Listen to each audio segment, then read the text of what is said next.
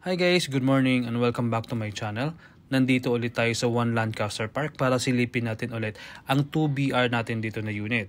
Sa mga hindi pa nakakalam, ang One Lancaster Park is located po mismo dito sa downtown Lancaster. Katabi mismo ng Shopwise, St. Edward at McDonald Lancaster at walking distance lang din sa iba't ibang mga establishments natin dito sa Lancaster. And 30 minutes away from Mall of Asia or NAIA via Cavitex.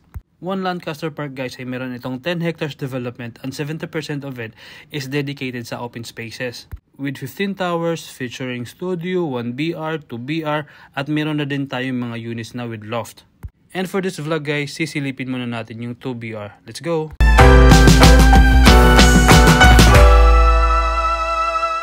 Hi guys, good morning. My name is Jess, your trusted real estate broker based dito sa Cavite. So welcome sa ating 2BR condo unit. May mga gamit na to pero I'll explain to you the turnover. Basically, tatanggalin lang natin yung mga movable items. First, sa flooring, naka-vinyl tiles tayo upon turnover from dining area hanggang sa bedrooms natin. And this is our living area. Napakaganda ng floor layout ng ating mga units dito sa One Lancaster Park. Pagpasok mo makikita mo agad yung living area at yung balcony. And by the way guys, lahat ng unit natin dito sa One Lancaster Park ay with balcony. 1BR man yan, studio man yan, or 2BR man yan. At ang ating balcony ay may sukat na 2.65 square meter. Next, ang ating kitchen area. Again guys, gustong gusto ko talaga yung layout ng ating mga units dito sa One Lancaster Park. Itong kitchen area natin, hindi agad nakikita pagpasok mo kasi nasa gilid siya.